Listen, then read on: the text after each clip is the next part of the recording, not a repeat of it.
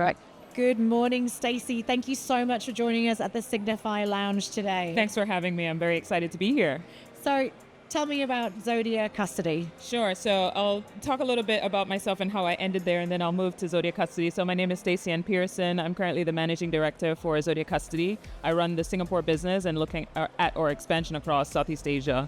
So when we talk about Zodia Custody, it is essentially a digital asset custodian for traditional financial institutions, for mature fintechs and mature crypto. So we were actually created by Standard Chartered Bank to focus on ensuring that you have the right level of governance, risk management, and risk controls when mature companies are looking to enter the digital asset or crypto space. And so it's been really fun being able to walk the line between the banking side as well as the crypto native side. I myself have both a banking and crypto native background. So I started my career at Morgan Stanley, and the latest role I held was being the head of Web3 for APAC at Amazon Web Services.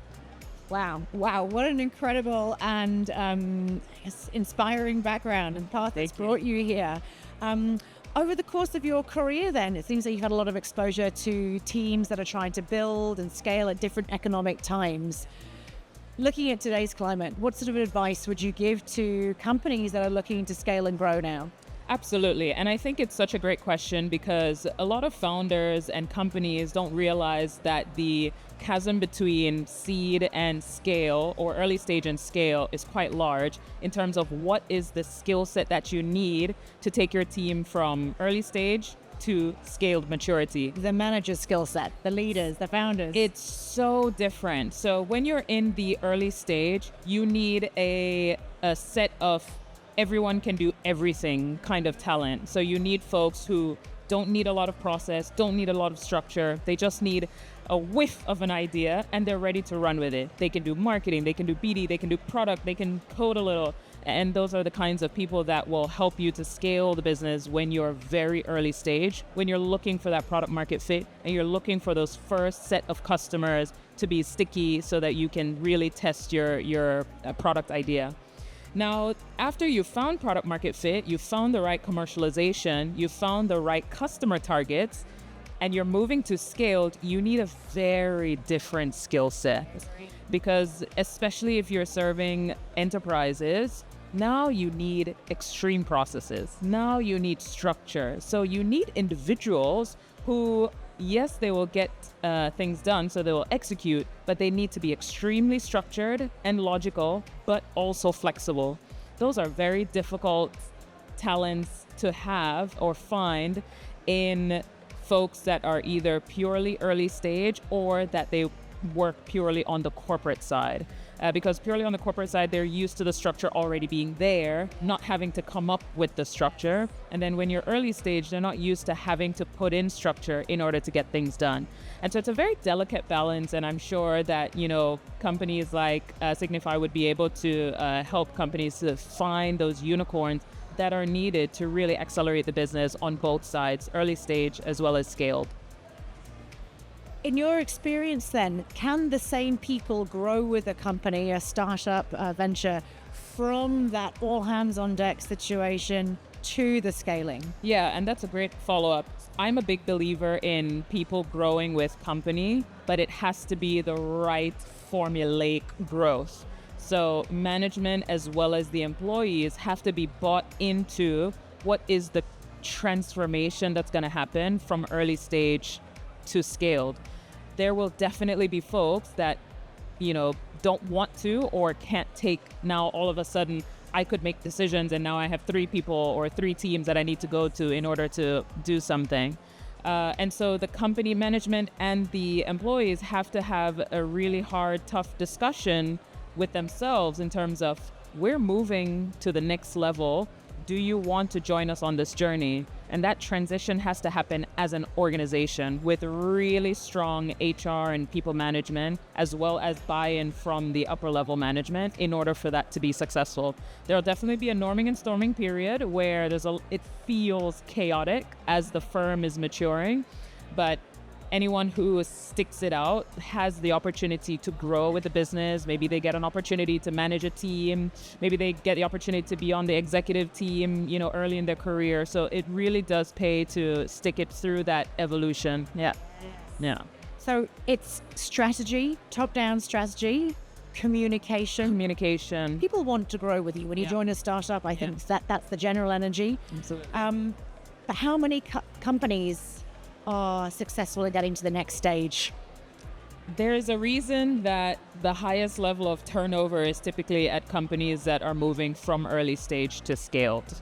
Because as easy as we're speaking about it now, it is very difficult. It takes a number of not just strategic, but also emotional intelligence. It takes communication, over communication, and it takes one-on-one buy-in between management and company. And for a lot of startups, they don't have time for that. And so they have to make trade-off decisions between, okay, I want to, save the culture and ensure that the culture successfully transitions from early stage to scale stage without any hiccups.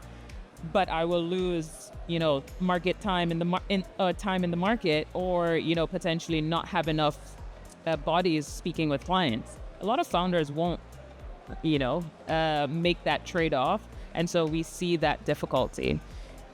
That's where I see a lot of the companies that are making that transition. That's where the struggle really comes in, is the tug and pull between, okay, I need to be in the market in order to grow my business, but I also need to be internal in order to help my company and my teams to grow as the business is growing. Yeah.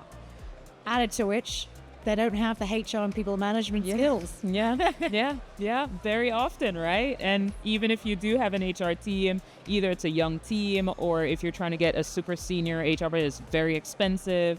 And so having to try to find that balance can be challenging for a lot of companies. Yeah. So what's the one piece of advice to a startup or a scaling company that doesn't have the budget then for that type of investment? Yeah, so you mentioned it before. The number one advice is over communication.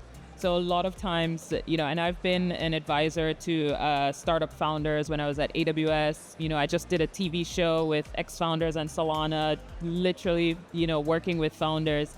And one of the key things that I realize is founder C-suite of scaling startups, when they communicate, it's usually once or twice through one channel. And the reaction when the company doesn't get it is usually, but I told you. Yeah. But I communicated it. And so I have to remind C-suite of scaling startups, listen, when you are communicating, you need to say 10 times in 10 different ways the same message for your company in this phase to get it. And, a lot of times I'm like, oh, that's too many times. Everyone's going to get oversaturated. No, when you're working in that stage, right, whether early or scaled, your people are on the ground. They don't have a lot of time to process a lot of information. And so if it's not related to client, if it's not related to their immediate job, they have to hear it multiple times before it, is relevant to them in their role. And they have to hear in different ways. It can't just be in one company meeting. It can't just be in a town hall. It can't just be in Slack or in whatever messaging tool they're using. It has to be in one-on-one meetings. It has to be in a fireside chat run by the company. It has to be in the town hall. It has to be in the written language. Maybe it should be in an email as well. On the website, the internal tools.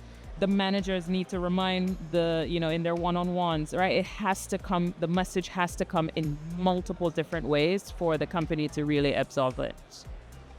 But in reality, how many companies have you seen really do this? So there are very few companies that can do this successfully. Maybe I'll speak about one of the examples from my past company this is AWS. One of the things I think AWS does really well is their leadership principles. And so they have these set of leadership principles. It fluctuates between like 18 and 22 leadership principles. And these principles are essentially the tactics or the life advice or wisdom that the entire company makes decisions and lives and dies by. So when I speak about saying or communicating multiple different ways in multiple different forums, this is such a good way of doing that, because anytime a decision needs to be made, the best way to get people to buy it is to quote one of the leadership principles and say, based on earning trust, we need to ensure that dun, dun, dun, dun, dun. And then in that way, it instills the, commitment to the company's core values. And that way it becomes a part of everyday life. And that's a great way to have continuous communication in different forums. So those are one of the companies I've seen that does it. Obviously, it's not perfect, but it's one of the ways that you can enable that. And that's scalable as well. And I guess it extends from just having a few buzzwords for company culture, which can be a little opaque. Right. And especially in startups, difficult to really add meaning to or quantify. That's right. But having management principles. Yeah, that's right. Manager principles. That's right. I love that. That's right. I love that. And in your experience in what you know of Cygnify and their disruptive platform, talent acquisition as a service, how do you think that will enhance the value for startups, for example? No, it's a great question. Even for us as a business, we're scaling. We are operating in a number of different regulated geos. And so we have a lot of needs from the scaling perspective and very little time to spend on finding the right talent, especially when we speak about the area that we're in, which is we need to have folks who can play in both the TradFi and the Web3 side, right? And those are unicorns, right? So you need to be able to spend time in the market to really find the gems, whether they're on the market or whether they're passively looking in their current roles. And so having a partner who is maybe not just in it for a one-time fee and in it for the longer term success and value between, the company and Cygnify, I think is quite an interesting model that a lot of startups could benefit from, because today that's one of the toughest challenges, obviously outside of fundraising and finding revenue. The third is that hiring component, right? Because as you're growing, then you need bodies in seat just to operate the business.